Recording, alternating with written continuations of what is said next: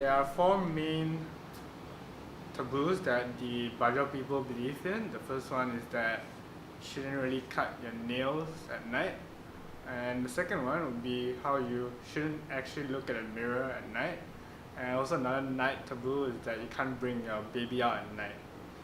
And one of the food related taboo is that Bajau people think that eating chilies is a taboo. And these taboos can vary amongst their subgroup. And since most of these Bajau people are Muslim, the taboos of the Muslim people also apply to them as well. For example, not being able to throw out things out of your window. One of the local norms is boat dwelling.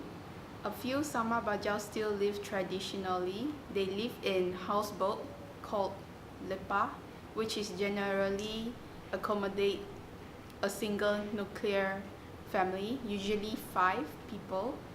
The houseboat travel together in flotillas with houseboat of immediate relatives and cooperate during fishing expedition and in ceremonies. A married couple may choose to sail with the relatives of husband and wife. They anchor at common mooring points called sambungan with other flotillas at certain times of the year. These mooring points are usually presided over by an elder or headsman.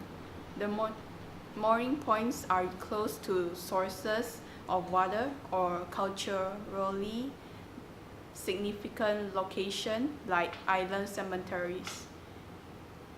There are periodic gatherings of Sama Bajau clans, usually for various ceremonies like weddings or festivals. They generally do not sail more than 40 kilometers from their home moorage. They periodically trade goods with the land-based community of other Bajau and other ethnic groups. Sama Bajau groups may routinely cross the border of the Philippines, Malaysia, and Indonesia for fishing, trading, or visiting relatives. The Sama Bajau are noted for their exceptional abilities in free diving. Divers work long days without the greatest daily apnea diving time reported in humans. Of greater than 5 hours per day submerged, some Bajau intentionally rupture their eardrums at an early age to facilitate diving and hunting at sea. Many older Sama Bajau are therefore hard of hearing. The next local norms of the Sama Bajau is the horse culture. The more settled land-based West Coast Bajau are expert equestrians, which makes them remarkably in Malaysia, where horse riding has never been widespread anywhere else. The traditional costume of Sama Bajau horsemen consists of black or white long-sleeve shirt with gold buttons on the front and decorated with silver floral designs, black or white trousers with gold lace trimmings and a headpiece.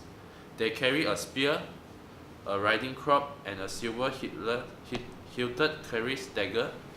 The horse is also comparison with colorful outfit called kain kuda that have also been brass bells attached.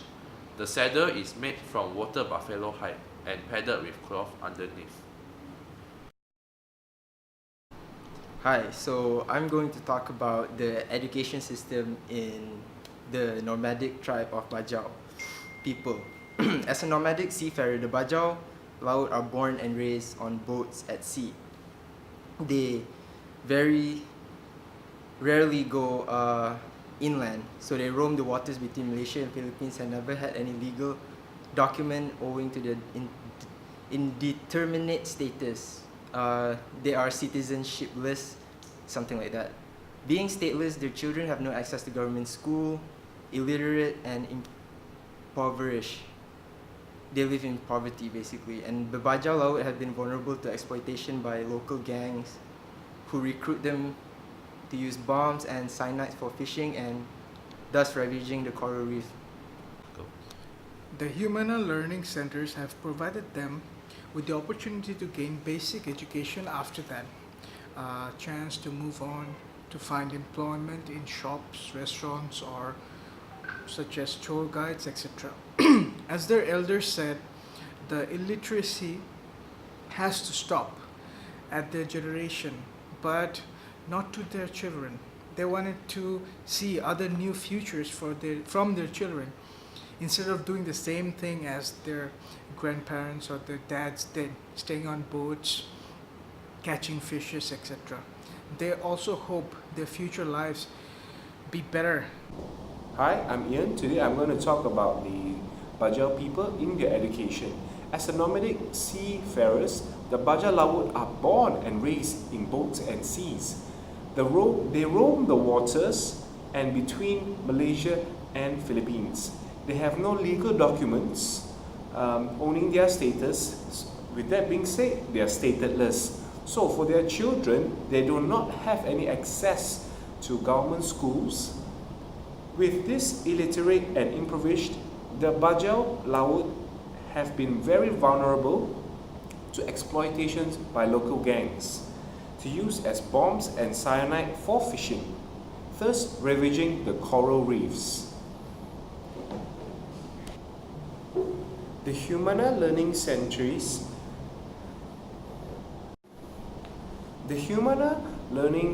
has provided them the opportunity to gain education and after that, a chance to move on to find employment in shops, restaurants, and as well as being a tour guide.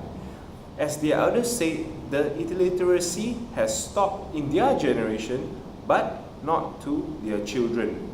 They wanted to see other new futures from their children instead of doing the same as staying on boats. They also hope their future lives be better than what they have experienced. Located in Omadal Island near Sempurna, Sabah, Isku Sama di Laut Omadal is a community-run school that was dedicated for the children who went to government schools.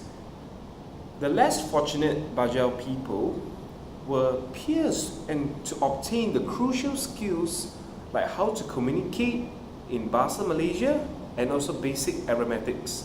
The school enlisted 4 teachers to help out 21 Bajau Laut children who wanted to participate in this project. After a year of operation, 50% of the kids could write letters of alphabets, 70% can write their names, and 20% are able to count.